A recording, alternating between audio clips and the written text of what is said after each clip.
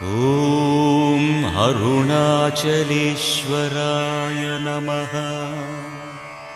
శుక్లాంబరధరం విష్ణుం శశివర్ణం చతుర్భుజం ప్రసన్నవదనం ధ్యాయేత్ సర్వవిఘ్నోపశాంతయేత్. గురుర్బ్రహ్మా గురుర్విష్ణుః గురుర్దేవో మహేశ్వరః గురుః సాక్షాత్ పరబ్రహ్మ తస్మై శ్రీ గురవై నమః. వ్యాసాయ విష్ణురూపాయ వ్యాసరూపాయ విష్ణవే నమో వై బ్రహ్మనిధయే వాసిష్ఠాయ నమో నమః. కూజంతం రామ రామీతి మధురం మధురాక్షరం ఆరుహ్య కవితాశాఖాం వందే వాల్మీకి కోకిలం. శృతిస్మృతిపురాణానాం ఆలయం కరుణాలయం నమామి భగవత్పాదశంకరం లోకశంకరం. వాగర్ధావివ సంపృక్తౌ వాగర్ధ ప్రతిపత్తయే జగతః పితరౌ వందే పార్వతీ పరమేశ్వరౌ. సూక్తిం సమగ్రయతున స్వయమైవ లక్ష్మీః శ్రీరంగరాజమహిషీ మధురైః కటాక్షైః. వైదగ్ధ్యవర్ణగుణగుంభనగౌరవైర్యాం కండూలకర్ణకుహరాः కవయోధయంతి. నైమోర్ధ్వపుండ్రవజహన్మకుటం సునాసం మందస్మితం మకరకుండలచారుగండం.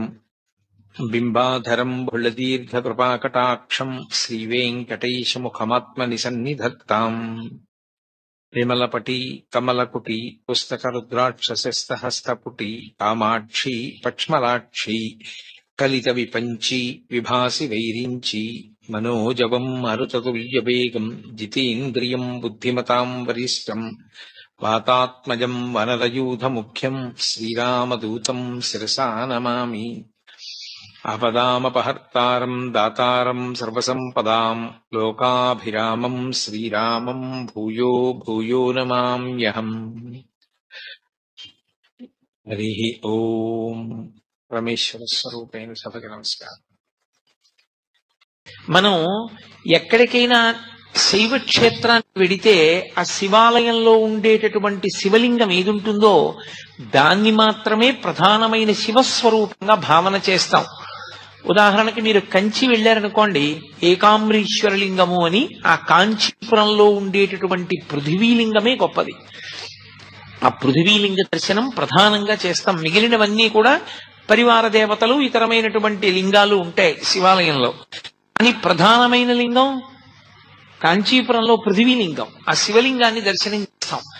అరుణాచల క్షేత్రం దగ్గరికి వచ్చేటప్పటికి మాత్రం ఒక్కడే శివుడు అరుణాచలంలో ఉన్నటువంటి శివలింగ స్వరూపమే కాదు, అరుణాచలంలో 3 రూపాలతో ఉంటాడు పరమేశ్వరుడు. ఒకటి అరుణాచలంలో ఉన్నటువంటి దేవాలయం లోపల ఉన్నటువంటి శివలింగ స్వరూపం ఒకటి, అది ప్రధానమైన లింగ స్వరూపం. 2 అరుణాచలం కొండంతా కలిపి శివస్వరూపం, అది అగ్నిస్వరూపం. అందుకే కృతయుగంలో అది అగ్నిస్వరూపంగా ఒక పెద్ద జ్యోతిస్సుగా వెలుగుతుండేదిట. అదే త్రేతాయుగం దగ్గరికి వచ్చేటప్పటికీ మణులతో కూడినటువంటి శివలింగమైంది. అదే ద్వాపర యుగంలోకి వచ్చేటప్పటికి పెద్ద స్వర్ణలింగమైంది. కలియుగంలోకి వచ్చేటప్పటికి మరకత లింగమైంది. అందుకే ఇప్పటికీ ప్రపంచంలో ప్రఖ్యాతి వహించినటువంటి భూతత్వ శాస్త్రవేత్తలు అరుణాచల పర్వతంలో ఉండేటటువంటి శిలలను పరిశీలించి హిమాలయ పర్వతాల కన్నా కూడా ప్రాచీనమైనటువంటి శిలలు ఇక్కడే ఉన్నాయి, అసలు ఈ భూమండలము ఏర్పడేటప్పుడు అగ్నితప్తమైనటువంటి శిలలతో చల్లారిన కొండ ఈ కొండయే అని నిర్ధారణ చేయబడినటువంటి క్షేత్రం. ఇప్పటికీ అరుణాచలంలో దేవాలయానికి పునర్నిర్మాణం చేస్తున్నప్పుడు కుంభాభిషేక సమయంలో అక్కడ ఒక సొరంగ మార్గం కనపడింది. భగవాన్ రమణులు చెప్తూ ఉండేవారు, ఆ సొరంగం అరుణాచలం కొండ మధ్య భాగంలోకి వెడుతుంది. పైకి కొండ కనపడుతుంది, ఈ మాంసనేత్రానికి ఒక కొండలా కనపడుతుంది, కానీ యథార్థమునకు అది ఒక జ్యోతి స్వరూపం, అదొక పెద్ద జ్యోతి. పట్టాభిరామన్ అని చెప్పి భారతదేశానికి ఆర్థిక శాఖ మంత్రి చేశారు. ఆయన తిరువణ్ణామలై వెడితే ఆయనకి అక్కడ ఉన్నటువంటి కొండలో పెద్ద జ్యోతి కనపడింది. ఇప్పటికీ అరుణాచల క్షేత్రంలో ఎందరో మహాపురుషులు దర్శనం చేశారు, ఎందరికో దర్శనాలు అయ్యాయి, ఎన్నో చోట్ల గ్రంథస్థమయ్యాయి ఆ విషయాలు. సప్తర్షులు కూడా జ్యోతుల యొక్క స్వరూపాలతో వచ్చి అరుణాచల పర్వతంలోకి వెళ్లి పరమేశ్వరుణ్ణి సేవించి మళ్ళీ ఆకాశంలోకి జ్యోతుల రూపంలో వెళ్లి సప్తర్షి మండల ప్రవేశం చేస్తుంటే దర్శనం చేసిన వాళ్ళు ఎందరో ఉన్నారు. సభాముఖంగా చెప్పడం నాకు ఇష్టం లేదు, కానీ నేను మీతో ఒక విషయం చెప్తే మీరు ఆశ్చర్యపోతారు. నేను అరుణాచలం వెళ్ళినటువంటి మొట్టమొదటిసారి గిరి ప్రదక్షిణం ఎలా చెయ్యాలో కూడా నాకు తెలియని రోజుల్లో నేను ఎలా గిరి ప్రదక్షిణం చేయాలి, నాకు ఈ క్షేత్రంలో ఇంతకాలం ఉండాలి అని ఏమీ తెలియక నేను మళ్ళీ తిరుగు ప్రయాణం ఏర్పాటు చేసుకొచ్చేసాను. ఎలా అని నేను అక్కడ నిలబడి ఉంటే ఒక వ్యక్తి వచ్చాడు. గిరి ప్రదక్షిణం చేస్తారా అని అడిగాడు. అవును అన్నాను. నేను తీసుకెడతాను రండి, నేను ఇక్కడే ఉంటాను, ఇప్పుడు చూస్తూ ఉంటానన్నాడు. చీకట్లో నడిచి పెడుతున్నా. నాకు ఎప్పుడూ అనుమానం ఒకటి ఉండేది. రాములు తల్లిగారికి మోక్షం ఇచ్చారు, ఏ కారణానికి అని అనుమానం ఉండేది. నడిచి వెడుతుంటే ఆయన నన్ను రాత్రి 11 గంటల వేళ అకస్మాత్తుగా చేయి పట్టుకుని అటువైపుకి తీసుకెళ్లాడు, పొదల దగ్గరికి. రమణుడికి స్వార్థం, వాళ్ళ అమ్మకే మోక్షం ఇచ్చాడు. అవునా అన్నాడు. నేను తెల్లబోయాను. ఇదేంటి ఇంత ఖచ్చితంగా నా మనసులో మాట అన్నారని. ఏమైతే అని నేను ధైర్యంగా అన్నాను. అవును, నాకు అనుమానం ఉంది. ఆయన అలా ఎందుకు ఇచ్చారు మోక్షం అన్నాను. నీకు తెలుస్తుందిలే అని ఆయన అని 4 అడుగులు వేశాం. మీరు నన్ను నమ్మండి, ఇంత పవిత్రమైన వేదిక మించి చెప్తున్నాను, అబద్ధాల అడుగు బతకవలసిన అవసరం నాకు లేదు. ఓవర్ బ్రిడ్జ్ మించి స్పీడ్ గా ఒక వెహికల్ దిగితే ఎలా దిగుతుందో స్ఫురద్రూపి తెల్లటి బట్టలు కట్టుకుని ఒక వ్యక్తి కొండ మించి అంగేసుకుంటూ దిగొచ్చాడు. మీరు ఇక్కడే ఉండండి అని నన్ను తీసుకెళ్లిన వ్యక్తి దూరంగా వెళ్లి ఆయనతో మాట్లాడాడు. నాకు ఒక్కటే కనపడింది, ఆయన చేతి గోళ్లు మాత్రం ఇలా వచ్చి ఇలా తిరిగి ఉన్నాయి. పెద్ద పెద్ద గోళ్లు ఇలా తిరిగిపోయాయి. ఆయన నేనంత దూరంలో నిలబడి ఉండగా ఈ పక్క నుంచి ఆ డొంకల్లోంచి నడిచి వెళ్ళిపోయాడు. మెరిసిపోతున్నాయి పాదాలు. నేను ఈయనకి ముళ్ళు గుచ్చుకోవా అని చూశాను. అదేంటి అంత మెరిసిపోతున్నాయి పాదాలు అనుకునే లోపల ఆయన నడిచి వెళ్ళిపోయాడు. నన్ను తీసుకెళ్లిన ఆయన అడిగాను, ఆయన ఎవరని. ఆయన ఒక సిద్ధ పురుషుడు, అంతకన్నా మీకు ఆయన గురించి ఇప్పుడు అర్థం కాదు అన్నాడు. ఆయన ఇంక అడగలేదు. అరుణాచలం ఎందరో సిద్ధ పురుషులకి అలవాలం. దేవతలు కూడా ఎప్పుడు దానికి ప్రదక్షిణం చేస్తూ ఉంటారు. ఎందరో మహాత్ములు అరుణాచలంలో ఉండేటటువంటి గుహలలో నివాసం చేస్తూ ఉంటారు. అంత గొప్ప పర్వతం. ఆ పర్వతం అంతా శివస్వరూపం. ఆ కొండంతా శివుడే. అందుకే ఒక్క అరుణాచల క్షేత్రంలో మాత్రమే ఒక మినహాయింపు. 24 మైళ్ల దూరం, ఆ కొండ చుట్టూ 24 మైళ్ల దూరం దాని యొక్క తేజస్సు పడుతుంది. ఆ తేజస్సు ఉన్న లోపల దీక్షా నియమాలు లేవు. ఏ దీక్ష అక్కడ అవసరం లేదు. భగవాన్ రమణులు గోచి పెట్టుకుని ఉండేవారు, ఒక నూలు గోచి. ఆయన గోచి పెట్టుకుని కూర్చున్న రోజుల్లో శృంగగిరి పీఠం నుంచి ఒక పండితుడు ఒక ఆయన వచ్చారు. అప్పటికి నృసింహభారతి స్వామి వారు పీఠాధిపత్యంలో ఉన్నారు. అయ్యా, మీరు అన్నీ విడిచిపెట్టేశారు, మీకు ఏవీ బంధనాలు లేవు, కానీ ఇలా తెల్లటి గోచి పెట్టుకుని ఉండడం కన్నా సన్యాస దీక్ష తీసుకుంటే బాగుంటుంది. సన్యాస దీక్ష కాదంటారా? అథవా మీరు ఒక కాషాయ గోచి పెట్టుకుంటే బాగుంటుంది అన్నారు. రమణులు ఏం మాట్లాడలేదు. ఆయన అప్పుడు విరూపాక్ష గుహలో ఉన్నారు కొండ మీద. నేను కిందకి వెళ్లి స్నానం చేసి భోజనం చేసి 3 గంటలకు వస్తాను, ఏమైనా మనసు మార్చుకుంటే చెప్పండి అని కిందకి వెళ్ళారు. ఈలోగా ఒక వృద్ధుడు వచ్చి ఒక పెద్ద పుస్తకాల మూట ఒకటి అక్కడ దింపాడు. నేను ఇంకా స్నానం చేయలేదు, స్నానం చేసి వస్తాను, ఈ మూట చూడు అని రమణులకి చెప్పి వెళ్ళి, రమణులు కిందకి దిగి ఆ మూటలో పైన ఉన్న పుస్తకాన్ని ఇలా తీశారు. దాని బట్టకి నొక్కుంది. ఎక్కడ నొక్కుందో అక్కడ తీసి చూస్తే సంస్కృతంలో ఉన్నటువంటి అరుణాచల మహాత్మ్యం పుస్తకం. ఆ పుస్తకంలో ఉంది, ఆ కొండకి 24 మైళ్ల పరిధిలో ఏ దీక్షా నియమము లేదు, అందుకని సన్యాస దీక్ష అని ప్రత్యేకంగా తీసుకుని ఉండవలసిన అవసరం లేదు అరుణాచలంలో అని. ఆ వచ్చిన పండితుడికి అది చూపిస్తే తెల్లబోయి వెళ్ళిపోయారు. చిత్రం ఏమిటంటే ఆ వచ్చిన వాడెవరో కాదు, భగవాన్ రమణుల్ని ఆదుకోవడానికి ఆ పుస్తకాలు పట్టుకు పరమశివుడు వచ్చి ఆ మూట అక్కడ పెట్టాడు. ఇక మళ్ళీ రాలేదు ఆయన. ఆ బ్రాహ్మణుడు వచ్చి ఆ పుస్తకాలు భగవాన్ రమణుల దగ్గర తీసుకోలేదు. అంతటి పరమ సత్యమైనటువంటి క్షేత్రం ఆ క్షేత్రము. అక్కడ కొండ, శివలింగము. అరుణాచలేశ్వర దేవాలయంలో ఉన్నటువంటి శివలింగము అరుణాచల పర్వతం లోపలే ఉన్నటువంటి ఒక పెద్ద గుహ ఉన్నది అంటారు. ఇప్పటికీ అరుణాచల పర్వతం మధ్యలో ఉన్నది ఆ గుహ అంటారు. దానికే సొరంగ మార్గం ఉంది అని చెప్పేవారు రమణులు. అరుణాచల క్షేత్రంలో శివాలయాన్ని పునర్నిర్మాణం చేసినప్పుడు కుంభాభిషేక సమయంలో సొరంగం బయటపడింది.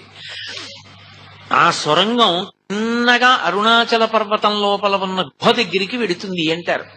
అక్కడ ఒక పెద్ద వటవృక్షం ఉంటుందని, ఆ మర్రి చెట్టు కింద దక్షిణామూర్తి స్వరూపంలో సిద్ధయోగ స్వరూపంతో పరమశివుడు ఇప్పటికీ కూర్చుని ఉంటాడని, సనక సనందనాది మహర్షులందరూ కూడా ఆయన్ని సేవిస్తూ ఉంటారని చెప్తారు.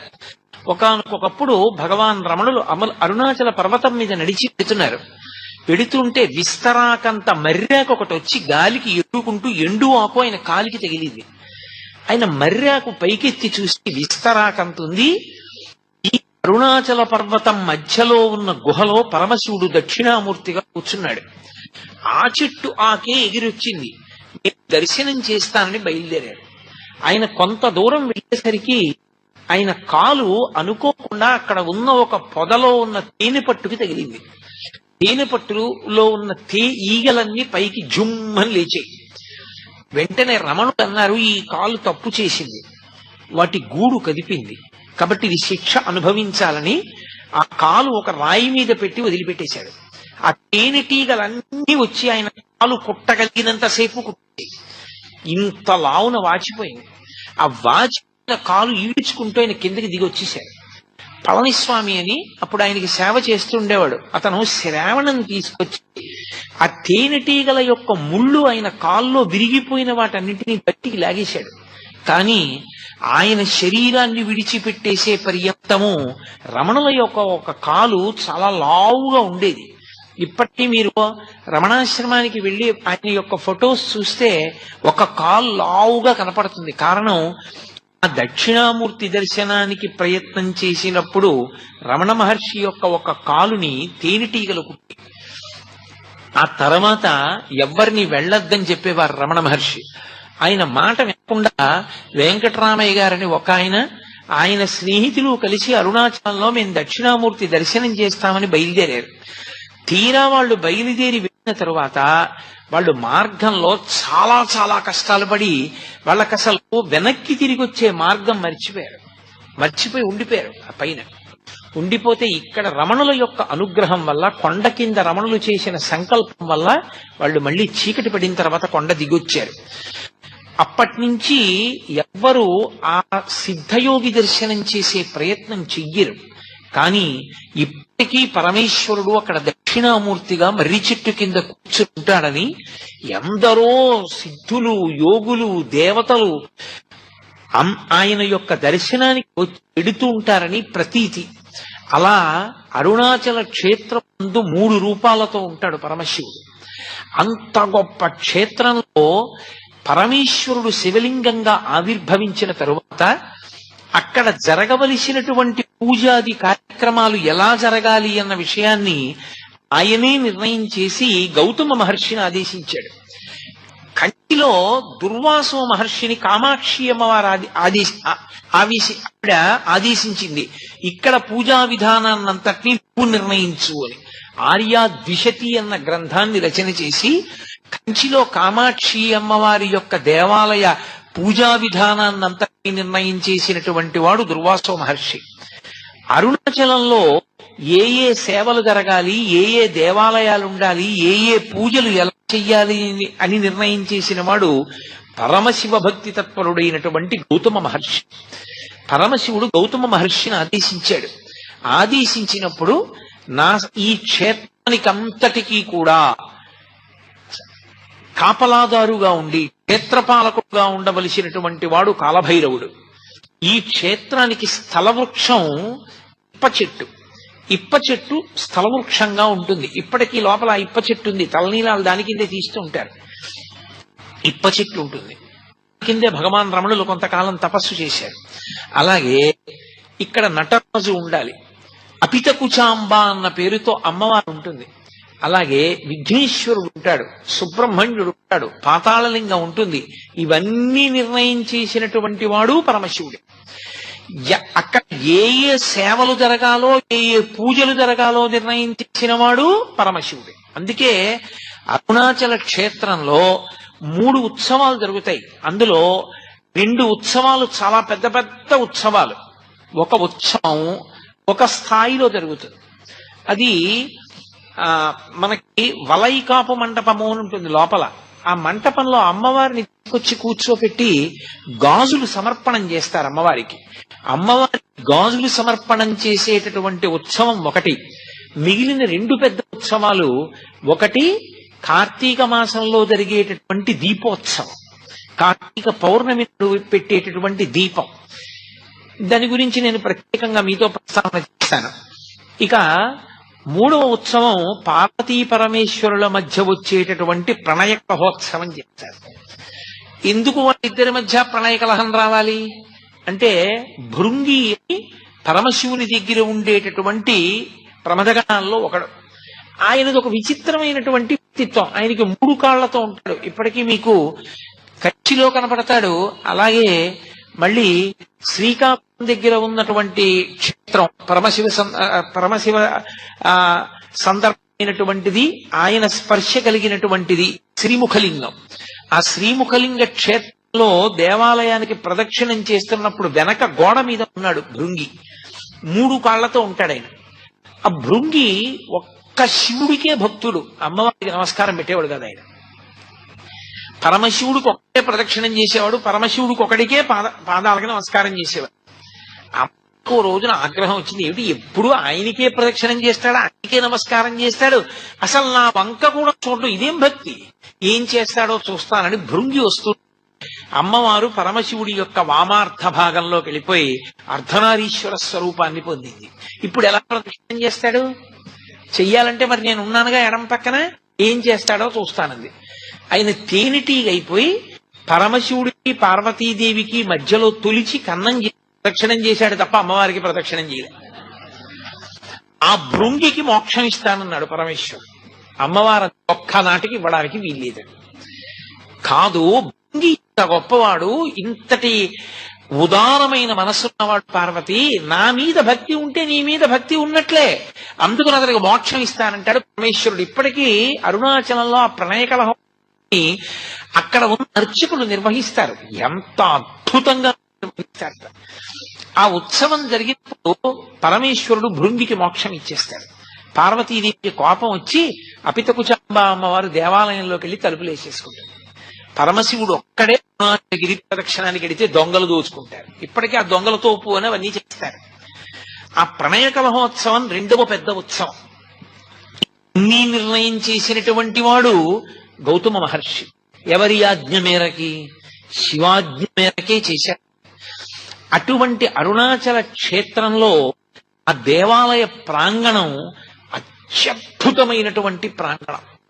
బహుశః దక్షిణ భారతదేశం మొత్తం మీద ఏ దేవాలయంలోనూ కూడా అంత పెద్ద గోపురాలు మీకు ఎక్కడా కనపడవు. అంతంత పెద్ద పెద్ద గోపురాలు. ప్రత్యేకించి అరుణాచల క్షేత్రంలో తూర్పు గోపురం శ్రీకృష్ణదేవరాయల వారు కట్టించారు. శ్రీకృష్ణదేవరాయల వారు కట్టించినటువంటి ఆ గోపురం ఇక అంత పెద్ద గోపురం మీకు ఎక్కడా కనపడదు. దాన్ని ఎవరైనా ఇలా తలెత్తి చూడవలసిందే. అబ్బా ఎంత పెద్ద గోపురం అంటారు. అంత గొప్ప గోపురం. అరుణాచల క్షేత్ర వైభవంలో గొప్పతనం ఏమిటంటే, దాని ఉత్తర గోపురాన్ని కట్టించేటువంటిది ఒక ఆడావిడ. ఆ స్త్రీమూర్తి పేరు అమ్మణ్ణి అమ్మన్. ఆవిడ చాలా చిత్రమైన వ్యక్తి. ఆవిడ పరమశివుని యొక్క అనుగ్రహం చేత ఆవిడికి గొప్ప యోగశక్తులు కలిగాయి. ఆవిడికి గోపురం కట్టించాలని కోరిక. ఆవిడ ప్రతి ఇంటి ముందుకి వెళ్లి గోపురం కట్టడానికి చందా అడిగేది. డబ్బులు లేవంటారేమోనని ఆవిడ ఇంటి ముందు నిలబడి ఆ ఇంట్లో ఇనప్పెట్టె ఎక్కడుందో, ఇనప్పెట్టెలో ఎక్కడ డబ్బు పెట్టారో ఆ డబ్బు ఎంత ఉందో చెప్పేది. ఇంట్లో ఎక్కడెక్కడ దాచారో, ఎక్కడెక్కడ దాచిన డబ్బు ఎంత ఉంటుందో చెప్పి గోపురం కడుతున్నాను డబ్బు ఇమ్మని అడిగేది. అడిగిపోయి పట్టుకెళ్లి డబ్బు ఉండేవారు. ఆవిడ తన యోగశక్తి చేత ఇళ్ల ముందు నిలబడి ఇంట్లో లోపల ఉన్న పెట్లలో డబ్బు ఎంతుందో చెప్పి వసూలు చేసిన డబ్బుతో ఉత్తర గోపురాన్ని కట్టింది. అలాగే అక్కడ ఒక గోపురాన్ని భళ్ళాల మహారాజు కట్టాడు. భళ్ళాల మహారాజు అపారమైనటువంటి శివభక్తుడు. ఆయనకి 2 భార్యలు. ఆయన విభూతి పుండ్రాలు పెట్టుకుని బొట్టు పెట్టుకుని ఏ శివభక్తుడైనా జంగమదేవరైనా సరే కోరినది ఇచ్చేస్తుండేవాడు. అటువంటి భళ్ళాల మహారాజు గారు రాజ్యం చేస్తున్న రోజుల్లో ఆయనకి సంతానం లేదు. సంతానం లేకపోయినా ఆయన పరమశివుని యందు అంత భక్తితో రాజ్యం చేస్తున్నాడు. పరమశివుడు ఆయన పరీక్షించాలి, అనుగ్రహించాలి అనుకున్నాడు. ఒక పెద్ద జంగమదేవర వేషం కట్టి తనతో పాటు కొంతమంది జంగమయ్యల్ని తీసుకుని ఒక చీకటి పడే వేళటికి భళ్ళాల మహారాజు ఇంటికి వచ్చాడు. ఆయన వెంటనే వాళ్ళందరినీ స్వాగతం పలికాడు, అర్ఘ్యపాద్యాదులు ఇచ్చాడు, వాళ్ళని సేవించాడు, కూర్చోపెట్టి వాళ్ళందరినీ కూడా చక్కగా మర్యాద చేసి విశ్రాంతి తీసుకోమన్నాడు. ఈ పెద్ద జంగమదేవరు అన్నాడు, నాతో వచ్చిన జంగమయ్యలకి నాకు దేవదాసీని అన్నాడు. దేవదాసీల్ని తీసుకొచ్చి జంగమయ్యలందరికీ ఇచ్చారు. ఒక్క పెద్ద జంగమదేవరికి మాత్రం దేవదాసి లేదు. అయ్యో, ఈయనకొక్కడికి దేవదాసిని ఇవ్వలేదనేది బాధపడినటువంటి రాజు తల పట్టుకుని కూర్చుంటే ఆయన 2వ భార్య పేరు చెల్లమ్మ. ఆవిడ వచ్చింది, ప్రభు మీరు చింతపడకండి, శివసేవలో లోపం రాకూడదు, నేను దేవదాసిగా ఆయన దగ్గరికి వెడతానంది. వెళ్ళమన్నాడు మహారాజు. ఆవిడ ఆ పెద్ద జంగమయ్య పడుకున్నటువంటి గదిలోకి వెళ్లి ఆయన నిద్రపోతున్నట్టు నటిస్తున్నాడు. ఆయన నిద్ర లేపడానికి ముట్టుకుందిలాగా. పసిపిల్లవాడైపోయి ఏడిచాడు. అరే పిల్లవాడైపోయాడు, చేతుల్లో పట్టుని రాజు దగ్గరికి తీసుకొచ్చింది. మహారాజా, పెద్ద జంగమదేవర పిల్లవాడైపోయాడు, ఇదిగో తీసుకొచ్చాను, పరమేశ్వరుడే అనుగ్రహించాడు, మనకి కొడుకు అని ఇచ్చింది. రాజు ఆ పిల్లాడిని ముట్టుకోగానే పిల్లవాడు అంతర్ధానం అయిపోయి కొడుకులు లేరు అని వగచావు కాబట్టి నీకు నేనే కొడుకునవుతున్నాను. నేనే కొడుకునై నీ శ్రాద్ధ కర్మ నేను చేస్తాను ప్రతి సంవత్సరం. నీ శరీరం పడిపోయినప్పుడు నీకు సంస్కారం నేనే చేస్తానన్నాడు. ఇప్పటికి దాదాపు 6 నుంచి 700 సంవత్సరములైంది. ఇప్పటికీ భళ్ళాల మహారాజు గారు చనిపోయిన రోజున అరుణాచల క్షేత్రంలో శివలింగం దగ్గరికి వచ్చి పత్రిక చదువుతారు. భళ్ళాల మహారాజు గారు ఫలానా రోజున ఫలానా తిథిలో ఫలానా నక్షత్రంలో శరీరం విడిచిపెట్టాడు అని. వెంటనే దేవాలయం మూసేస్తారు. పరమశివుడు ఉత్సవమూర్తి పల్లకీలో పల్లికొండ పట్టు అని అక్కడికి దగ్గర, అక్కడే రాజధానిగా పరిపాలన చేసేవాడు. ఆ పల్లికొండ పట్టు వెళ్తుంది పల్లకి. వెళ్ళి ఏట్లో స్నానం చేస్తాడు పరమశివుడు. అంటే ఉత్సవమూర్తి స్నానం చేస్తుంది.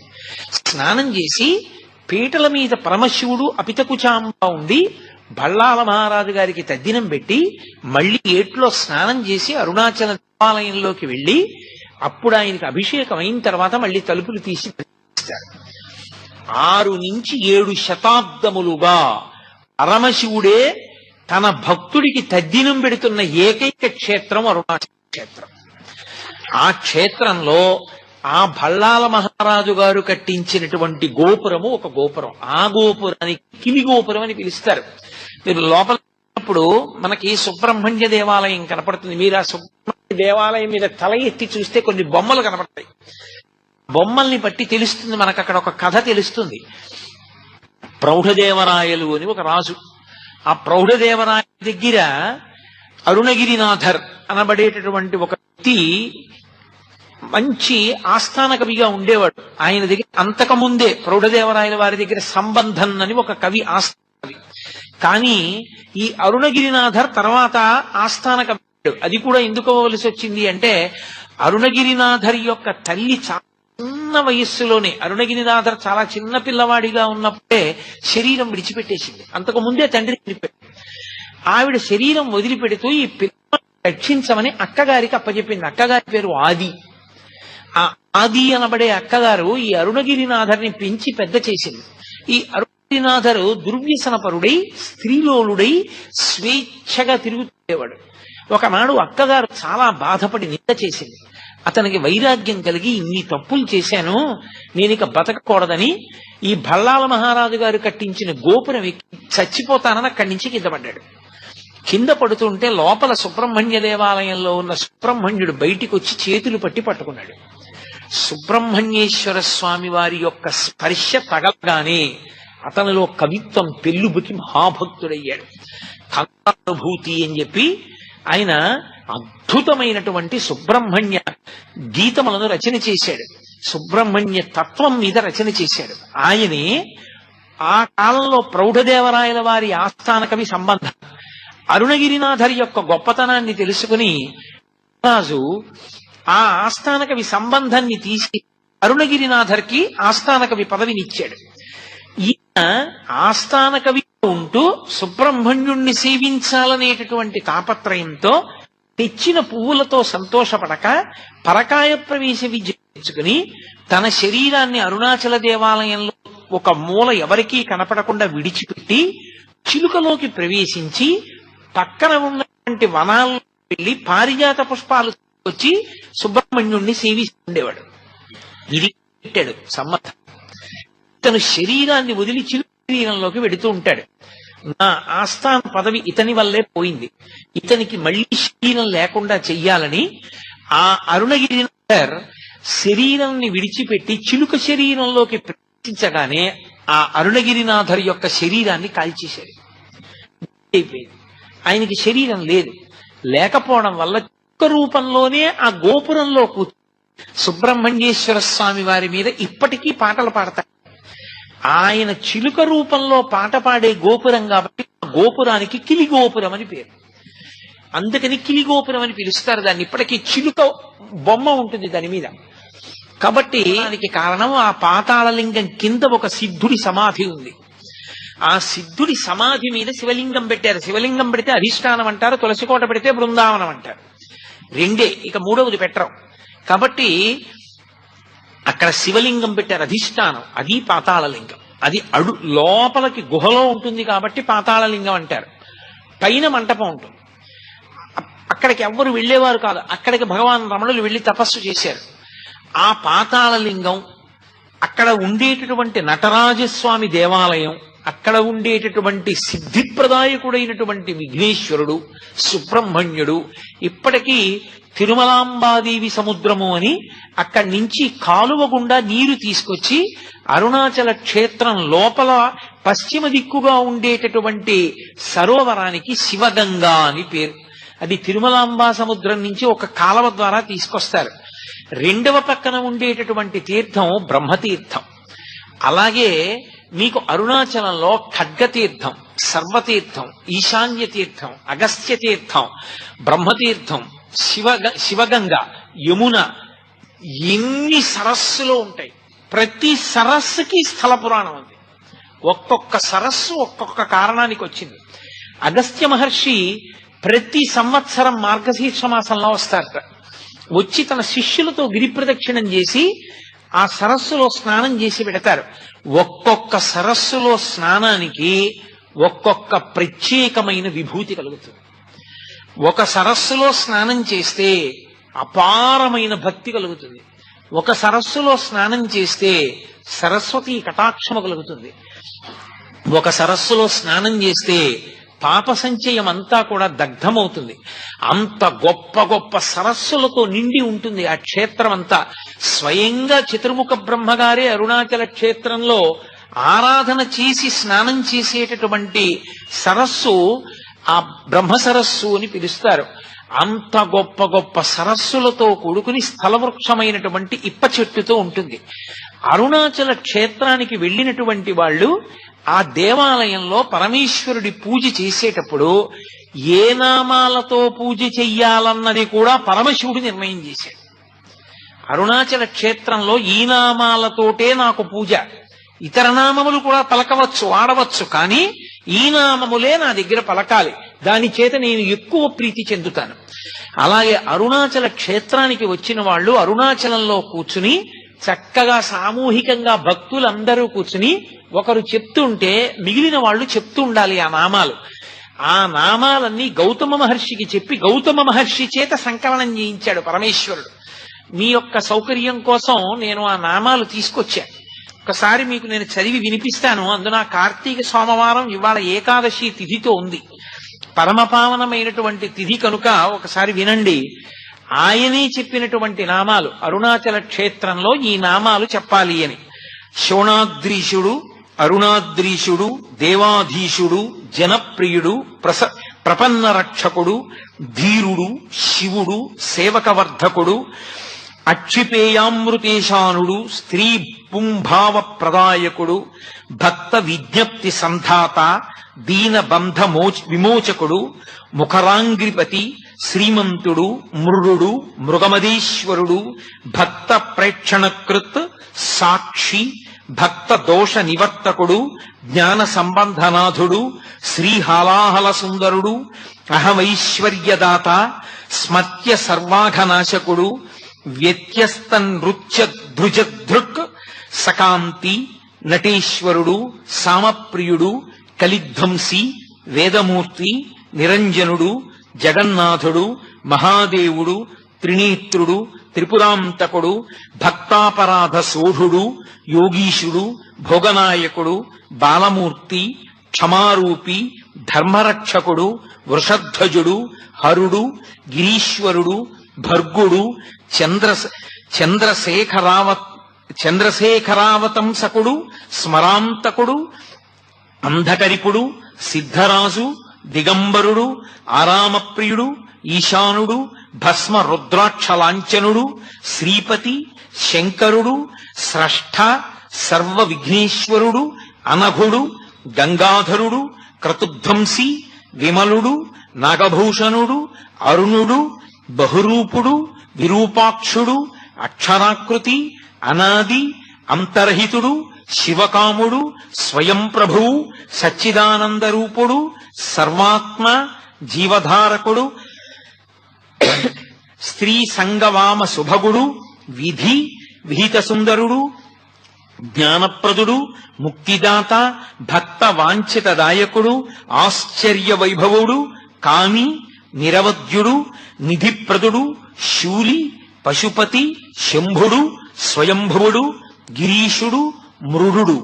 ఇవి అరుణాచల క్షేత్రానికి వెళ్ళినటువంటి భక్తులు తప్పకుండా కూర్చుని చెప్పవలసినటువంటి నామములు. ఎవరు అరుణాచలం వచ్చి ఈ నామములు అరుణాచల క్షేత్రంలో పలుకుతారో, ఎవరు ఈ నామములతో శివలింగానికి పూజ చేసుకుంటారో అటువంటి వారందరికీ కూడా నా యొక్క అనుగ్రహం విశేషంగా కలుగుతుంది అన్నాడు. అరుణాచల క్షేత్రానికి ఉండేటటువంటి మహాత్మ్యం ఏమిటో తెలుసా? అతి ప్రాచీనమై పరమేశ్వరుడు స్వయంభూగా 3 రూపాలతో వెలిసినటువంటి క్షేత్రమైన కారణం చేత అరుణాచలంలో మీరు ఎంత చిన్న పుణ్యకార్యం చెయ్యండి, అది తీవ్ర స్థాయిలో ఫలితాన్ని ఇస్తుంది. సామాన్యమైన ఫలితం కాదు. అది ఏదో పుణ్యంగా మారి వచ్చే జన్మలో మీరు సార్వభౌముడవడం, ఏదో పుణ్యంగా మారి వచ్చే జన్మలో ఐశ్వర్యవంతుడవడం కాదు. అరుణాచలంలో చేసినటువంటి పుణ్యకార్యము పునరావృత్తి రాహిత్యమునకు తీసుకెళ్తుంది. దానికి స్కాంద పురాణంలో కొన్ని విశేషాలు చెప్తారు. అరుణాచలం కొండ మీద ఒకానొకప్పుడు ఒక సాలెపురుగు గూడు కట్టింది.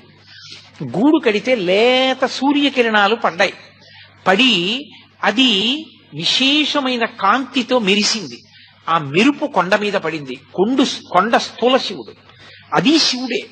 శివుడి శరీరం మీద కాంతి పడేటట్టుగా మెరుపులతో కూడినటువంటి బట్ట శివలింగానికి కట్టిన పుణ్యం ఇచ్చి సాలెపురుగుకి మోక్షం ఇచ్చాడు. అలాగే అక్కడ ఒక ఏనుగు కొండలలోకి ప్రవేశించింది. ప్రవేశించి తన మదజలధారల చేత ఆకులను తడిపింది. ఆ ఆకులు తడిసి ఆ బొట్లు శివలింగం మీద పడ్డాయి. శివలింగం మీద అభిషేకం చేసిందన్న పుణ్యం ఇచ్చి ఏనుక్కి పునరావృత్తి రాహిత్యం ఇచ్చాడు. అలాగే ఒక ఎలుక అరుణాచల పర్వతంలోకి దూరింది. దూరి అది తవ్వింది. తవ్వితే దాని లోపల ఉన్నటువంటి ఆ రాళ్ల మీద సూర్యకిరణాలు పడ్డాయి. మణులు ప్రకాశించినట్టుగా ప్రకాశించేవి. ఆ ప్రకాశించిన కాంతులు పడిన కారణం చేత మణుల చేత దీప శోభని వెలిగింపచేసింది అని ఆ ఎలుక మళ్లీ పుట్టవలసిన అవసరం లేని స్థితిని పొందింది.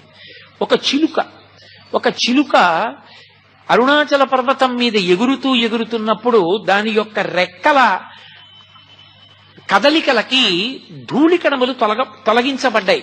అరుణాచల పర్వతాన్ని శుభ్రం చేసింది అని చెప్పి దానికి మోక్షం ఇచ్చారు. అన్నిటికన్నా ఆశ్చర్యం, ఒకప్పుడు అరుణాచల దేవాలయంలోకి గ్రద్ద ప్రవేశించింది. బలిపీఠం మీద ఉన్నటువంటి కబళం కింద పడితే తిందామని అది వాలి కూర్చోడానికి అవకాశం లేక తన రెక్కలతో అల్లార్చింది. ఆ ముద్ద కోసం కబళం కింద పడింది. అది రెక్కలు అల్లార్చినప్పుడు ఆ బలిపీఠం మీద ఉన్న ధూళి కొంత ఎగిరింది. ధూళి ఎగిరింది కాబట్టి అది దేవాలయాన్ని తుడిచింది అని మోక్షం ఇచ్చారు. నేను మీకు కొన్ని ఉదాహరణలే చూపించగలను, అన్నీ చూపించడం సాధ్యమయ్యే విషయం కాదు. అరుణాచలంలో చేసినటువంటి కించిత్ పుణ్యం కూడా మళ్ళీ ఏదో వచ్చే జన్మలో పుట్టి అనుభవించడానికి పనికొచ్చే పుణ్యంగా మారడం కాదు, ఇక మళ్లీ పుట్టవలసిన అవసరం లేనంత గొప్ప జ్ఞానాన్ని ఇవ్వగలిగినటువంటి క్షేత్రం. అందుకే ఆ లింగము అగ్నిలింగము అనడానికి కారణం అదే. అక్కడ ఈశ్వరుడు అసుతోషుడు అని పేరు ఆయనకి. అసుతోషుడు అంటే విపరీతంగా సంతోషిస్తాడు. ఎందుకంత సంతోషం అంటే మీరు చెప్పలేరు, దానికి కారణం ఉండదు. నాకు ఆ మాట అన్నప్పుడు ఒకటి ఆ జ్ఞాపకం వస్తుంటుంది. నేను చాలా సంతోషం అంటుంటాను. అందులో నాకు ఈ చాలా సంతోషం అన్న మాట ఎక్కువ అనడం ఎప్పుడు అలవాటు అంటే ఫోన్ మాట్లాడుతున్నప్పుడు ఆ మాట అంటుంటాను. ఎవరైనా ఏం చెప్తుంటే చాలా సంతోషం చాలా సంతోషం అంట. నన్ను ఎప్పుడు ఎవరు అడగలేదు. నన్ను ఒకసారి ఒక పిల్ల అడిగింది, అవతల ఫోన్లో మాట్లాడుతోంది. నేను తాతగారు రోజు స్కూల్కి వెడుతున్నాను, చాలా సంతోషం అమ్మా అన్నాను. బాగా చదువుకుంటున్నాను తాతగారు, చాలా సంతోషం అమ్మా అన్నాను. తాతగారండి అమ్మ చెప్పిన మాట వింటున్నాను, చాలా సంతోషం అమ్మా అన్నాను. తాతగారు మళ్ళీ మీరు వచ్చినప్పుడు మా ఇంటికి వస్తే మనం కలిసి ఆడుకుందాం తాతగారు ఉంది, చాలా సంతోషం అమ్మా అన్నాను. అన్నింటికీ అంత సంతోషం ఎందుకు తాతగారు అంది. అది ఇప్పుడు నేను తెల్లబోయాను, నిజమే ఇదేంటి అన్నిటికీ అంత సంతోషం ఏమిటి నాకు అని. అంటే చాలా సంతోషం అనడం నాకు అలవాటు అయిపోయింది. చాలా సంతోషం అని నోటి మాటగా అంటాను నేను. ప్రతి చిన్నదానికి నిజంగా సంతోషపడిపోయి అనుగ్రహిస్తాడు అశుతోషుడైన పరమేశ్వరుడు. ఆ అశుతోష తత్వము పూర్ణముగా ప్రకాశిస్తుంది అరుణాచల క్షేత్రంలో. అందుకే అక్కడ చేసిన ఏ చిన్న పుణ్యకార్యమైనా అపారమైనటువంటి ఫలితాన్ని తీసుకొచ్చి సంక్రమింపచేస్తుంది. ఇప్పటికీ అరుణాచల క్షేత్రానికి దేవతలు, గంధర్వులు, యక్షులు, గంధర్వులు, కిన్నెరులు, కింపురుషులు వచ్చి పరమశివుణ్ణి సేవించి వెడుతుంటారు. భగవాన్ రమణుల దగ్గరికి శ్రీమతి తల్యార్ ఖాన్ అని ఒక ఆవిడను, పశ్చిమ దేశాల నుంచి వచ్చినటువంటి సాధకురాలు అరుణ అని ఒక ఆవిడ, ఇద్దరు ఉండేవారు. వాళ్ళిద్దరూ ఒకప్పుడు అరుణాచలం కొండ ఎక్కి కొండ మీద పడుకున్నారు. పడుకోవడం అంటే కొండ మీద ధ్యానం చేస్తున్నారు. వాళ్ళకి ధ్యానం చేస్తూ ఉండగా అద్భుతమైన సంగీతం వినపడింది. అందులో ఈ శ్రీమతి తల్యార్ ఖాన్ ఆవిడే పాతాళలింగ దేవాలయాన్ని అంతటినీ కూడా పునర్నిర్మాణం చేసింది. అప్పుడే రాజగోపాలాచారి గారు మనకి గవర్నర్ జనరల్ ఆఫ్ ఇండియా అని లాస్ట్ గవర్నర్ జనరల్ రాజగోపాలాచారి గారు గవర్నర్ జనరల్ గా ఉండగా ఆహ్వానించారు దాని ప్రారంభోత్సవానికి. ఆయన వచ్చి రమణుల గురించి ప్రసంగం చేసి రమణాశ్రమానికి వెళ్లే సమయం లేక వెళ్లిపోతే గవర్నర్ గారు వెళ్లారు. మీరు ఇప్పటికీ అవన్నీ రమణాశ్రమ లేఖల్లో చదవచ్చు, సూర్యనాగమ్మ గారి లేఖల్లో. కాబట్టి ఆ పాతాళలింగం దగ్గర ఎలాగ ఉండేవారో అలాగే ఈ విదేశాల నుంచి వచ్చినటువంటి అరుణ అన్న ఆవిడ పాతాళలింగ క్షేత్రాన్నంతటినీ పునర్నిర్మాణం చేసినటువంటి శ్రీమతి తల్యార్ ఖాన్, వీళ్ళిద్దరూ కొండ మీద ధ్యానంలో ఉంటే సంగీతం వినపడింది. శ్రీమతి తల్యార్ ఖాన్ కి మంచి సంగీత ప్రవేశం ఉంది. ఆవిడ దాన్ని నోట్స్ రాసుకుని వచ్చి భగవాన్ రమణులకు చెప్పింది. ఇది మెద్రాస్ పంపించింది ఆవిడ. పూర్వం రోజుల్లో అది మెద్రాస్, ఇప్పుడు చెన్నై. మెద్రాస్ పంపించి సంగీత విద్వాంసులకి చూపిస్తే ఇది అపూర్వ సంగీతం, ఇది గంధర్వులు, యక్షులు మొదలైన వాటిలే పాడగలరు, అంత గొప్ప సంగీతం అన్నారు. ఆవిడ భగవాన్ రమణులకు చెప్పింది, అయ్యా ఇంత గొప్ప సంగీతం నాకు 3 రోజులు వినపడింది అరుణాచల పర్వతం మీద అని. అంటే అప్పుడు భగవానులు ఒక మాట చెప్పారు. ఆది అన్నామలైలో నేను ఉండగా, ఆది అన్నామలై అంటే తూర్పున అరుణాచల దేవాలయం ఉంటుంది, పశ్చిమాన ఆది అన్నామలై ఉంటుంది, అది బ్రహ్మగారు ప్రతిష్ట. ఆది అన్నామలై కొండకి చాలా దగ్గరగా ఉంటుంది గుడి. ఆది అన్నామలైలో నేను ఉండగా నాకు కూడా ఇటువంటి సంగీతము, నృత్యము, వాద్యములు వినపడుతుండేవి అని చెప్పారు. ఆ దక్షిణామూర్తిగా కూర్చునేటటువంటి సిద్ధస్వరూపమైనటువంటి పరమశివుని ముందు ఇప్పటికీ అప్సరోగణములు కూడా వచ్చి నృత్యం చేస్తుంటాయి అని, అవన్నీ వినపడుతుంటాయి అంటారు ఆది అన్నామలై అటువంటి చోట్లకి. ఎన్నో సరోవరములు ఆ దేవాలయం యొక్క పాదాల ఆ కొండ పాదముల దగ్గర ఎన్నో సరోవరములు ఏర్పడి ఉంటాయి. అంత గొప్ప క్షేత్రం అరుణాచల క్షేత్రం. అటువంటి అరుణాచల క్షేత్రంలో అసలు ఆ దేవాలయంలో అత్యద్భుతమైనటువంటి విషయం ఏమిటంటే అసలు ప్రాకారములు, ఆ 3 ప్రాకారములు ఒక్కొక్క ప్రాకారం దాటి లోపలికి వెడుతుంటే ప్రత్యేకించి 100 కాళ్ల మంటపం 16 కాళ్ల మంటపం అటువంటి వాటి దగ్గర నిలబడి చూస్తే ఎదురుగుండా స్థూల శివుడైనటువంటి కొండ కనపడుతుంటుంది. లోపల శివలింగ దర్శనం కూడా చెయ్యవచ్చు. అది కొంచెం తపోదృష్టితో చూసిన వాళ్ళకి లోపల ఉన్నటువంటి సిద్ధ పురుషుణ్ణి కూడా మనసులో కనీసం ధ్యానంలో దర్శనం చెయ్యొచ్చు. అంతటి పరమోత్కృష్టమైన క్షేత్రం అరుణాచల క్షేత్రానికి మాత్రమే చెందినటువంటి గొప్పతనం ఒకటి ఉంది. ఒకానొకప్పుడు పరమశివుడు కైలాస పర్వతం మీద కూర్చుని ఉన్నాడు. కైలాస పర్వతం మీద కూర్చుని ఉండగా పార్వతీదేవి వినోదార్థం వచ్చి ఆయన యొక్క 3 కందులు మూసింది, ఇలా చేతులు అడ్డుపెట్టి. 3 కందులు అంటే అగ్నిహోత్రము, సూర్యుడు, చంద్రుడు. 3 కందులు ఇలా మూసింది ఆయనకి. ఆమెకి తెలియదా? ఆమె సర్వజ్ఞ. ఆవిడికి తెలియకపోవడం ఏంటి అంటే పరమశివుని అర్ధభాగమైనటువంటి పార్వతీదేవి ఆ పని చేసింది అంటే లోక కళ్యాణకారకమైనటువంటి పని కొరకు చేస్తుంది.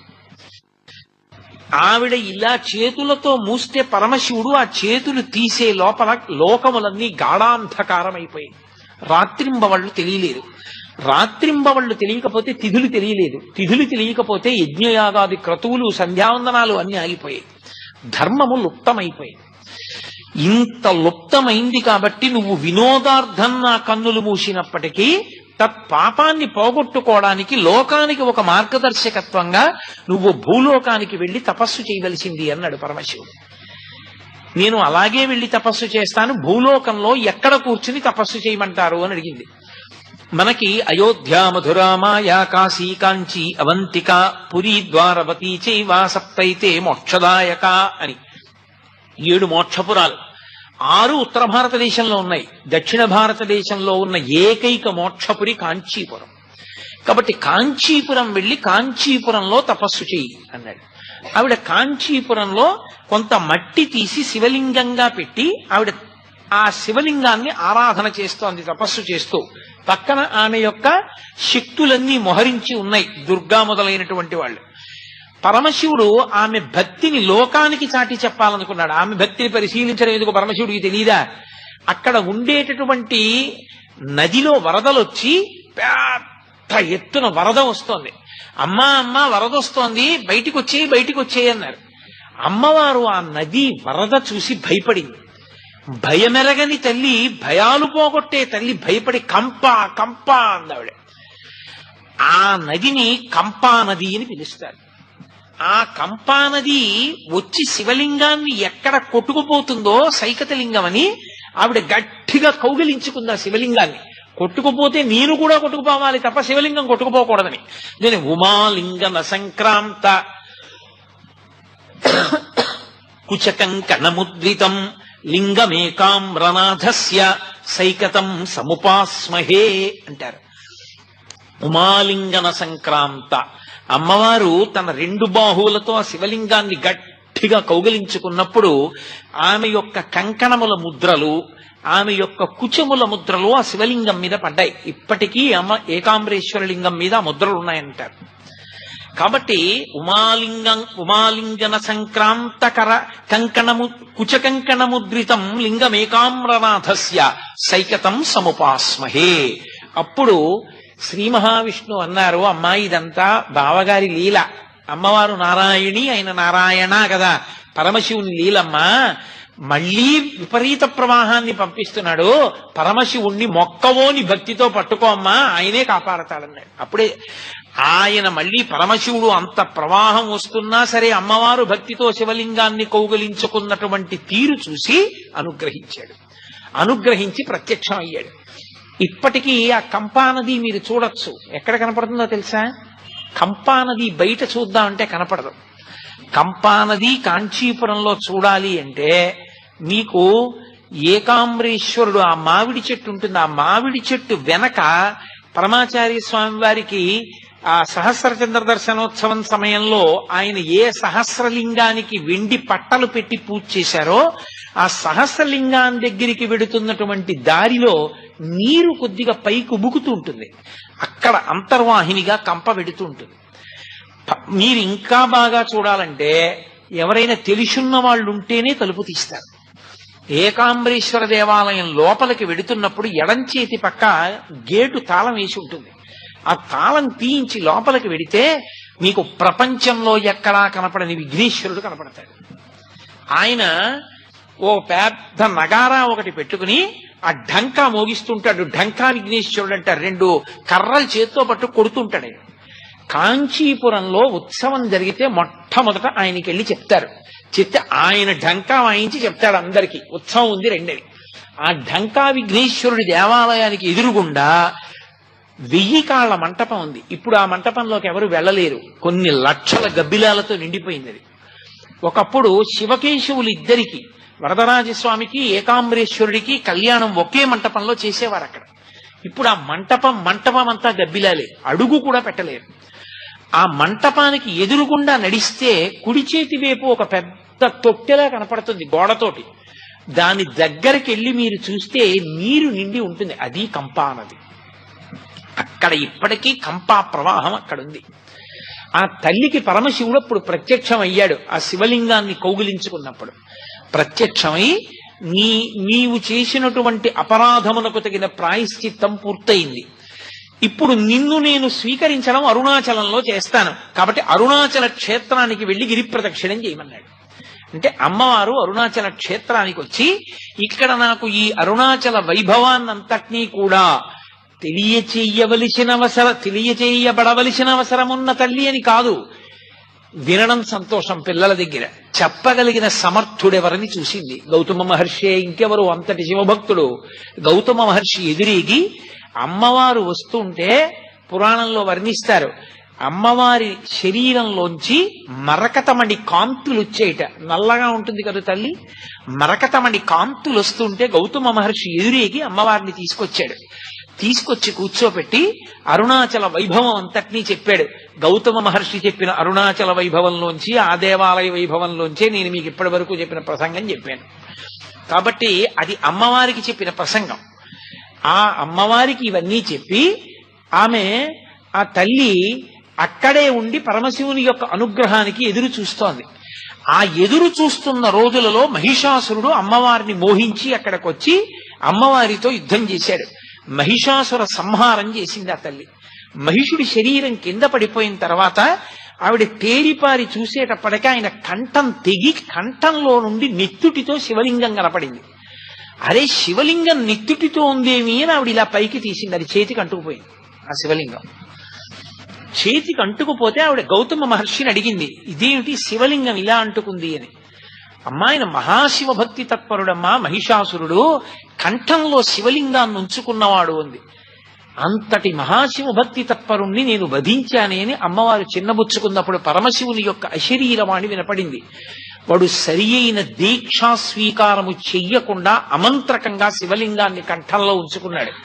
అందుకని బుద్ధి ఘోరమైన వైపుకి తిరిగిపోయింది. అందుకుని నీ చేత మరణించాడు. నీ చేత అంటుకున్న శివలింగం ఊడి కింద పడాలి అంటే నువ్వు ఒక పరమోత్కృష్టమైన తీర్థమునందు స్నానం చెయ్యాలి. ఆ శివలింగం ఊడి పడిపోతుంది. పడిపోయినప్పుడు దాన్ని అక్కడ ప్రతిష్ఠ చేయమన్నారు. అప్పుడు గౌతమ మహర్షి అన్నారు, అమ్మా, నీకు ఇంకొక తీర్థం ఎందుకమ్మా? ఏ చేత్తో ఇంకొక చేత్తో కత్తి పట్టుకున్నావో ఆ చేతితో నీ ఎదురుగుండా ఉండేటటువంటి శిల మీద ప్రహారం చెయ్యి అన్నారు. ఆమె తన చేతిలో ఉన్న కత్తి తీసి ఎదురుగుండా ఉన్నటువంటి శిల మీద ప్రహారం చేసింది. ఆ శిల బద్దలై అందులోంచి గంగ పుట్టింది. దాన్ని ఖడ్గతీర్థము అంటారు. ఆ ఖడ్గతీర్థంలో స్నానం చేస్తే సమస్త పాపములు ఉపశమిస్తాయి.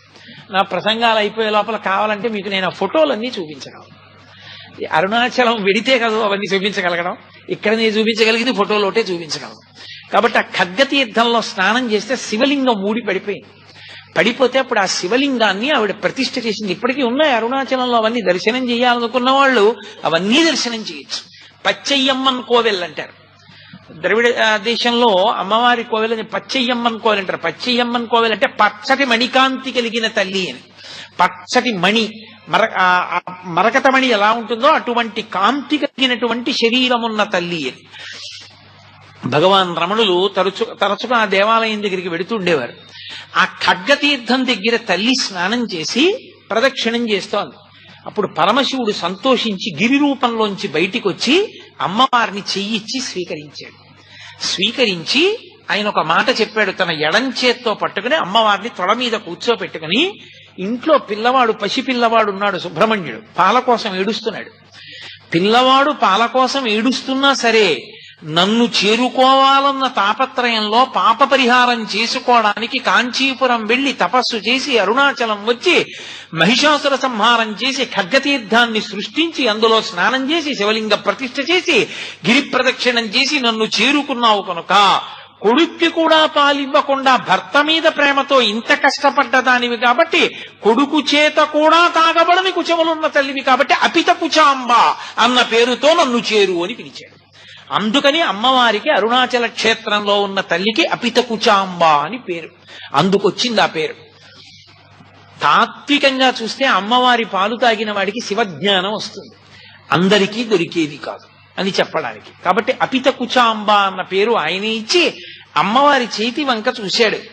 పార్వతి, ఏమిటి నీ చేతిలో ఉన్న సౌగంధికా పుష్పము అని అడిగాడు. అంటే తల్లి అంది, నేను కైలాసం నుంచి బయలుదేరి కాంచీపురం చేరేటప్పుడు మిమ్మల్ని ఆరాధించడానికి మానస సరోవరంలో వాడిపోనటువంటి ఒక కలవ పువ్వు అత్యంత సుగంధభరితమైన దాన్ని పట్టుకుని బయలుదేరాను. దానితోనే పూజ చేశాను. ఆ పుష్పమే నా చేతిలో ఉంది, దాని సుగంధమే ఈ సుగంధం అంది. అందుకే అమ్మవారి చేతిలో పువ్వు. ఆ తల్లి పరమశివుణ్ణి అడిగింది, ఏమి మీ దగ్గర ఇంత సువాసన వస్తోంది, ఇంత గొప్ప సువాసన చాలా అద్భుతంగా ఉంది అంటే పరమశివుడు అన్నాడు, నా పేరే సుగంధి, సుగంధిం పుష్టివర్ధనం అని కదా. కానీ పార్వతి, అసలు ఇంత సుగంధం రావడానికి కారణం చెప్తాను చూడు. పూర్వం ఒక దైత్యుడు నా గురించి తపస్సు చేశాడు. అతను తపస్సు చేసి చేసి చేసి చేసి నా కోసం అలమటించాడు. నేను ఆయనకి ప్రత్యక్షం అయ్యాను. పులక ఏం కావాలని అడిగాను. ఆయన పేరు పులకుడు, ఆ దైత్యుడి పేరు. పులక నీకేం కావాలని అడిగాను. ఆయన అన్నాడు, ప్రపంచంలో ఎవరికీ లేనంత సుగంధం నా శరీరంలోంచి సహజంగా రావాలి, అటువంటి సుగంధము నా శరీరం నుంచి వచ్చేటట్టుగా నన్ను అనుగ్రహించన్నాడు. అప్పుడు నేను బాగా ఆలోచించి ఆయన్ని పునుగు పిల్లిగా మార్చాను. అది మొదటి పునుగు పిల్లి సృష్టిలో. ఆ పునుగు పిల్లి శరీరంలోంచి పునుగు వస్తుంది. ఆ పునుగు వాసనకి దేవతాకాంతలు కూడా ఆకర్షింపబడి పిల్లి వెంట పరిగెత్తారు. అప్పుడు దేవతలందరూ నా దగ్గరికి వచ్చి, అయ్యా మీరు పులకుణ్ణి పునుగు పిల్లిగా మార్చారు, పునుగు పిల్లి యొక్క పునుగు సువాసనకి మా భార్యలందరూ ఆ పిల్లి వెంట పరిగెడుతున్నారు, కాబట్టి మీరు అనుగ్రహించి ఆ దైత్యుడి శరీరం పడిపోయేటట్టుగా చేసి మా భార్యల్ని మాకు ఇప్పించండి అన్నారు. నేను పులకుణ్ణి పిలిచాను. పులకా, నీ శరీరం వదిలిపెట్టేసేయి, దేవతాకాంతలు నీ వెంట పడుతున్నారట, దేవతలు బాధపడుతున్నారన్నాడు. అంటే ఆయన అన్నాడు, అలాగే వదిలిపెట్టేస్తాను నా శరీరం, కానీ ఒక వరం ఇవ్వండి, నా వంశంలో పుట్టేవన్నీ పునుగు పిల్లులు అవ్వాలి. సాధారణంగా మా వంశంలో పుట్టినటువంటి ఆ ప్రతి మృగం యొక్క పునుగు మీకు చేరాలి. అది మీరు అలదుకున్నప్పుడు మీ యందు శృంగార భావన కలగాలి. మీరు అమ్మవారితో కలిసి పరమ సంతోషంగా ఉల్లాసంగా భక్తజనులందరినీ ఆనందంగా చూడాలి, వాళ్ళ కోరికలు ఈడేర్చాలి, నన్ను అనుగ్రహించమని అడిగాడు. అందుకే అదిగో ఆ పులకుని యొక్క వంశంలో వచ్చినటువంటి జాతి పిల్లులే ఈ పునుగు పిల్లులు ఇప్పుడున్నాయి. ఆ పులకుడు శరీరం వదిలిపెట్టేటప్పుడు అతని శరీరంలో ఉన్న పునుగు నాకు అలదాడు. ఆ పునుగు వాసన ఇది పార్వతి, అందుకునంత సుగంధభరితంగా ఉన్నాను ఇక్కడ నేను అన్నాడు. అంటే పార్వతీదేవంది, తత్వతః మీది చాలా గొప్ప రూపం, మీరు పైకి చూడడానికి ఏమిటి అలా వేసుకుంటాడాయన అనిపిస్తుంది. కానీ పునుకల పేరు కంఠమున భూరి భుజంగము భూషణంబుగా అనయము భస్మధారణము ఎద్రి నివాసము మీరు విల్లుగా అనుబుగ దంతి చర్మమును హస్తములందు కపాల శూలముల్ పడిబడిదాల్తు శంకర కృపావరు రూపమును ఆశ్రయించదన్. ఆయన మెడలో పెద్ద పావుని వేసుకుంటాడు, ఓ కపాలమాల వేసుకుంటాడు, ఏదో ఒళ్ళంతా శవ విభూతి అలదుకుంటాడు. అదంతా తత్వత చాలా చాలా గొప్ప విషయాలు. అవన్నీ ఏవో పనికి మాలిన విషయాలని మీరు అనుకోకూడదు. అంత గొప్ప శక్తి కలిగినటువంటి పరమేశ్వరుడు పునుకులమాల వేసుకుంటాడు అంటే చేతకానివాడై కాదు. బ్రహ్మగారి పుర్రె పడిపోతే అయ్యో పాపం సృష్టి చేసినవాడు ఆయన పుర్రె కూడా పడిపోవడమా అని ఓ తడపకి గుచ్చి మెళ్ళో వేసుకున్నాడు. అలాంటి పుర్రెలమాల అంత పెద్దదైంది అంటే ఎంతమంది బ్రహ్మలు వెళ్ళిపోయారు, ఆయన మాత్రం అలాగే ఉన్నాడు. ఆయన యొక్క శాశ్వతత్వాన్ని తెలియచేస్తుంది అంతే తప్ప ఆయన ఏదో చేతకానివాడై వేసుకున్నాడని అనుకోకూడదు. అటువంటి గొప్ప స్వరూపము మీదైనా అమ్మ బాబోయ్ ఆయన పావులు వేసుకుంటారు, ఆయన శివ విభూతి రాసుకుంటారు అని లోకంలో పేరు. కాబట్టి ఒక్క అరుణాచల క్షేత్రంలో మాత్రం మీరు అలా ఉండకుండా పరమమంగళ స్వరూపంతో ఉండాలి. ఎంత పరమమంగళ స్వరూపం! లింగ పురాణంలో చెప్తారు, అప్రాకృత శరీరం తం అతిమన్మథరూపిణం ఘృతరీతి ఘనీభూతం సచ్చిదానంద విగ్రహం అని. పేరుకున్న నెయ్యి ఎంత బాగుంటుందో అలా ఆ పరమశివ స్వరూపం అంత వైభవోపేతంగా ఉంటుంది. అంత మంగళప్రదుడమైనటువంటి స్వరూపంతో ఉండాలి. నీ ఆజ్ఞ పాటించి అష్టదిక్పాలకులు కూడా నీ చుట్టూ నిన్ను సేవిస్తూ ఉండాలి. సేవిస్తూ ఎవరెవరు నీ దర్శనానికి వచ్చారో, ఎవరెవరు నీకు నమస్కరించారో వాళ్ళందరూ కూడా అనుగ్రహింపబడాలి. వాళ్లకున్నటువంటి దురితములన్నీ పోవాలి. పరమమంగళ స్వరూపంతో వెలియాలి.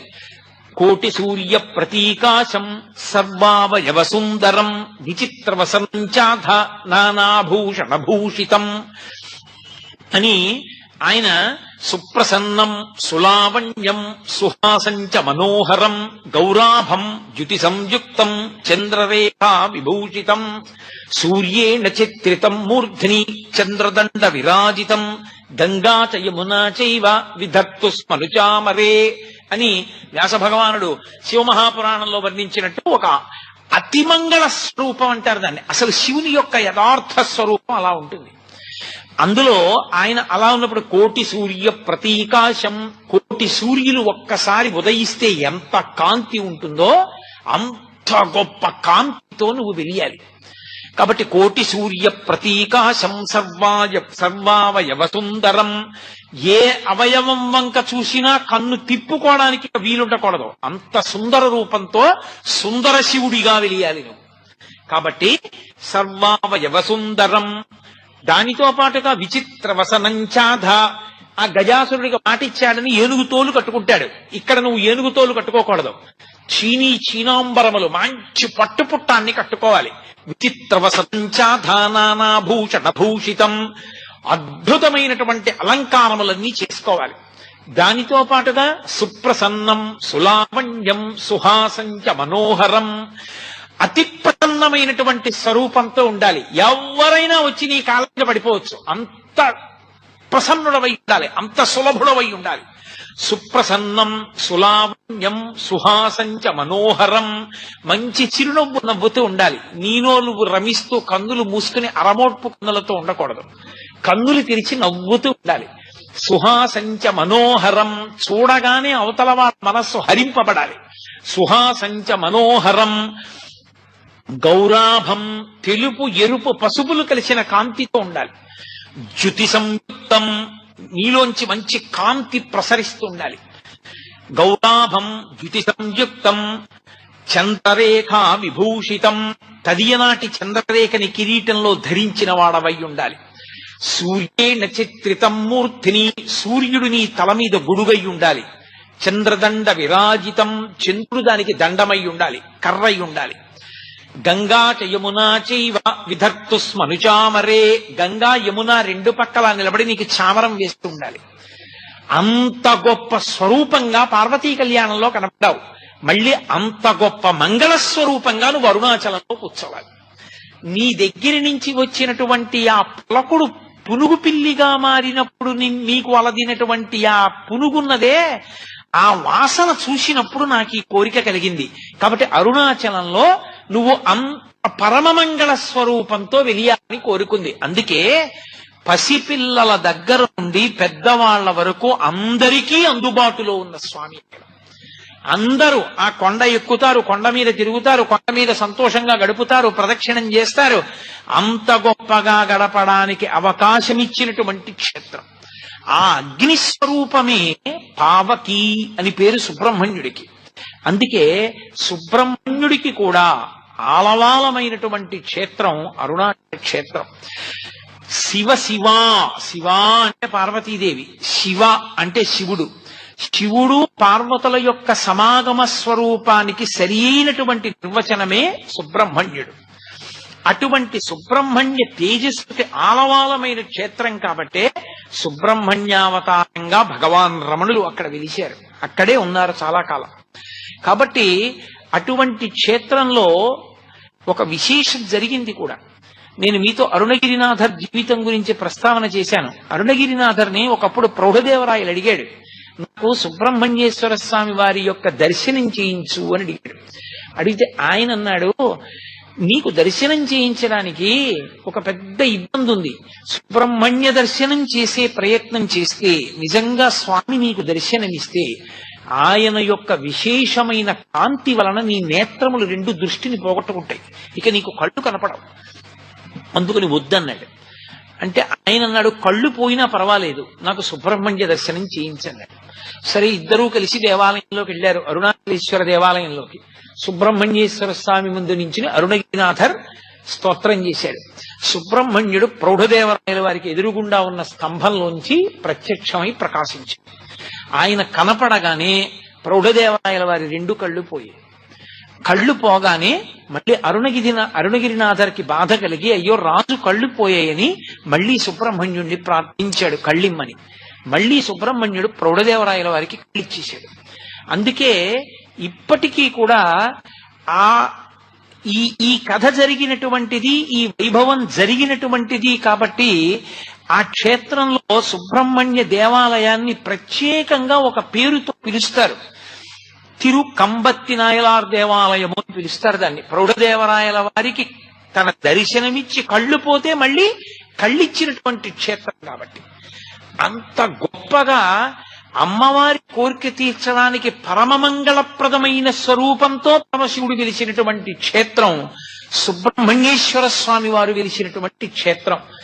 ఆ క్షేత్రంలో మీతో నేను భళ్ళాల మహారాజు గారికి పరమేశ్వరుడు ఎంత అనుగ్రహాన్ని కురిపించాడో మనవి చేశాను. ఆ తరువాతి కాలంలో, ఈ మధ్య కాలంలో జరిగినటువంటి సంఘటనగా చెప్తారు పెద్దలు. ఒక గొప్ప ఐశ్వర్యవంతురాలు ఒంటి నిండా నగలు పెట్టుకుని తిరువణ్ణామలై అంటారు అరుణాచలాన్ని. తిరువణ్ణామలైలో ఒక పెళ్లికి వెళ్లడం కోసమని రైల్వే స్టేషన్ లో దిగింది. బాగా చీకటి పడిపోయింది అప్పటికే రాత్రి. ఆమె ఒక జట్కా మాట్లాడుకుని ఆ చిరునామా చెప్పి నన్ను నా ఇంటికి తీసుకెళ్లమని అడిగింది. ఆ జట్కా బండి వాడు ఈమె ఎక్కినటువంటి బండిని అరుణాచలం అరణ్యం ఆ కొండ మొదట్లోకి తీసుకుపోతున్నాడు. ఆవిడికి అర్థమైంది నన్ను దోచుకోవడానికి తీసుకెళ్తున్నాడని. ఆమె గట్టిగా అరిచింది, ఎక్కడికి తీసుకెళ్తున్నాను, నోరు మొయ్యి, నోరెత్తే చంపేస్తానన్నాడు. ఆమెకి చేసేదేమీ లేక భయపడిపోయి నిశ్శబ్దంగా కూర్చుని ఆ చీకట్లో తనని రక్షించే వాళ్ళు లేరని ఆ పొదల్లో చెట్ల మధ్య నుంచి జట్కా వెళ్ళిపోతుంటే ఆమె అరుణాచల శివ అరుణాచల శివ అరుణాచల శివ అని మనసులో స్మరించింది. అకస్మాత్తుగా అక్కడికి 4 పోలీస్ కానిస్టేబుల్స్ వచ్చారు. మేము ఇక్కడ బీట్ తిరుగుతున్నాం, ఈ జట్కా ఈ లోపలికి ఎందుకు వచ్చింది, ఇంత లోపలికి అరణ్యంలోకి ఎందుకు తీసుకొచ్చామని అడిగారు. వాడు భయపడిపోయాడు. ఆవిడ్ని విడిపించారు, తీసుకెళ్లారు, పెళ్లి ఇంట్లో దింపేశారు. ఆవిడ్ని తీసుకెళ్తున్నప్పుడు ఆవిడ ఆ పోలీసులు నెంబర్లు అడిగింది.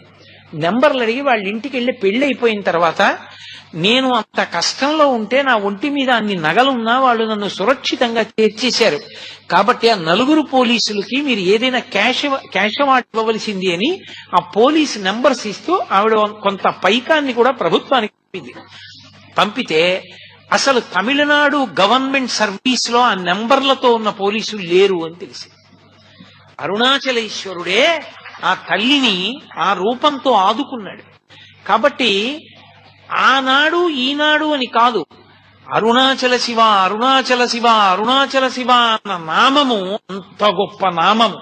ఆ క్షేత్రం పేరెత్తిన, ఆ క్షేత్రంలో ఉండేటటువంటి పరమశివుని యొక్క పేరు స్మరించిన ఉత్తర క్షణంలో ఈశ్వరానుగ్రహం కలుగుతుంది. అక్కడ ఉన్న తల్లి అపితకుచాంబ. అపితకుచాంబ ఆ తల్లి దయార్ద్ర హృదయ, పరమ సంతోషాన్ని పొందినటువంటి క్షేత్రం.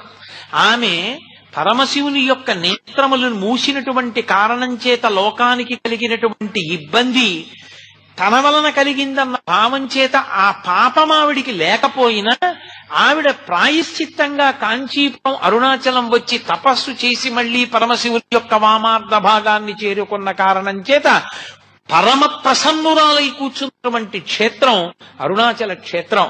అందుకే అపితకుచాంబ దర్శనం చేసినా, ఆవిడ్ని స్తోత్రం చేసినా, ఆవిడికి నమస్కరించినా ఉత్తర క్షణంలో పలుకుతుంది. కావ్యకంఠ గణపతి మునికి ఆ తల్లి ఎంత పలికిందో మీకు నేను ఎదర నా ప్రసంగం అయిపోయే లోపల అరుణాచల క్షేత్రంతో అద్భుతంగా తమ జీవితాలు ముడివేసుకున్న మహాయోగులు కొంతమంది ఉన్నారు. అందులో మొట్టమొదటి వారి శేషాద్రి స్వామి. శేషాద్రి స్వామి రమణ మహర్షులు ఇక్కడ ఉన్నారని కనిపెట్టారు. శేషాద్రి స్వామి అసలు అరుణాచలం అంటే మారుపేరుగా మారిపోయిన వారు మహానుభావులు భగవాన్ రమణులు. అలాగే భగవాన్ రమణుల ఆశ్రమంలో ఆయన ఎప్పుడు మాట్లాడేవారు కాదు, మౌనస్వామి అని పేరు. ఆయన ఎప్పుడైనా నోరు విప్పి ఒక్క మాట మాట్లాడితే ఆయన మాట్లాడిన మాటల్ని వెంటనే పోస్ట్ కార్డు మీద రాసి అన్నయ్య గారికి పంపిస్తూ ఉండేవారు, సూరి నాగమ్మ గారు. ఆవిడ వ్రాసిన లేఖల వలన రమణ మహర్షి మాట్లాడిన మాటలన్నీ ఇవాళ లోకానికి అందాయి. అంతటి మహాతల్లి సూరి నాగమ్మ గారు. అలాగే భగవాన్ రమణులకు ఆ పేరు ఉంచినటువంటి వారు రమణుల యొక్క పరిపూర్ణమైన అనుగ్రహాన్ని పొంది నైరుతిలింగం దగ్గర తపస్సు చేసి షట్చక్రభేదం వరకు చెయ్యగలిగినటువంటి స్థితికి ఎదిగిపోయిన వారు కావ్యకంఠ గణపతి ముని. వీళ్ళందరికీ అరుణాచల క్షేత్రంతో ఒక గొప్ప అనుబంధం. నేను ఈ ప్రసంగాలు పూర్తి చేసే లోపల అరుణాచల వైభవాన్ని ఈ కోణాల్లో, ఈ మహాయోగుల యొక్క జీవితాలు, వాళ్ళ జీవితాల్లో తటస్థించిన సంఘటనలు, అరుణాచల పర్వతంతో, అరుణాచల శివునితోటి వాళ్లకున్న అనుబంధము, ఈ విశేషాల గురించి నేను ప్రతిరోజు ఆ యోగుల జీవితాలతో కలిపి మీకు చూపించే ప్రయత్నం చేస్తాను. అప్పుడు ఆ రమణుల యొక్క తత్వము, అరుణాచల క్షేత్ర వైభవము రెండు కలిపి ప్రకాశింపచేసేటటువంటి అవకాశం కుదురుతుంది. నేను మీతో మనవి చేశాను, అరుణాచల క్షేత్రంలో అత్యంత ప్రధానమైనది ఇది అని అడిగాడు గౌతమ మహర్షి పరమశివుడు. ఇక్కడ నేను చాలా తొందరగా ప్రీతి చెందేది దేనికో తెలుసా? ప్రదక్షిణము చేత అని చెప్పాడు శివుడు. ఇక్కడ ప్రదక్షిణం చేస్తే అసలు దాని వలన వచ్చేటటువంటి ఫలితాన్ని చెప్పడం సాధ్యం కాదు. అది ఎంత ఫలవంతమో రేపు మీకు చూపిస్తాను. అరుణాచల గిరి ప్రదక్షిణం అంత గొప్పది. కామకోటి పీఠాధిపతులైన పరమాచార్య స్వామి తరచుగా చెప్తుండేవారు, వెళ్ళి అరుణాచలానికి ప్రదక్షిణం చెయ్యండి అంటుండేవారు. ఏదో ఒళ్ళు పెద్దదైపోయింది, బరువు ఎక్కువైపోయింది, ఏం చేయమంటారని అడిగితే ఒక ఆయన అరుణాచలంలో 15 రోజులు ఉండి రోజు గిరి ప్రదక్షిణం చెయ్యి, ఆరోగ్యానికి ఆరోగ్యం కుదురుతుంది, బరువు తగ్గుతుంది, ఈశ్వరానుగ్రహం కలుగుతుందని చెప్తుండేవారు. అంత గొప్పది గిరి ప్రదక్షిణం. రెండవది అరుణాచల జ్యోతి. అరుణాచల జ్యోతి అంత గొప్పది. ప్రత్యేకంగా అదే ఒక గొప్ప జ్యోతి, కొండ జ్యోతి. ఇప్పటికీ కొంతమందికి అరుణాచల శివలింగం దర్శనం చేస్తున్నప్పుడు కూర్చున్న భగవాన్ రమణులు కనపడుతూ ఉంటారు. ఇప్పటికీ ఎందరో పెద్దలు అరుణాచల పర్వతంలో జ్యోతులను దర్శనం చేసిన వాళ్ళు, జ్యోతులు వెడుతుండగా చూసిన వాళ్ళు, జ్యోతులు పైకి లేస్తుండగా చూసిన వాళ్ళు, కొండనంతటిని ఒక జ్యోతిగా దర్శనం చేసిన వాళ్ళు ఎందరో ఉన్నారు. అంత గొప్ప క్షేత్రం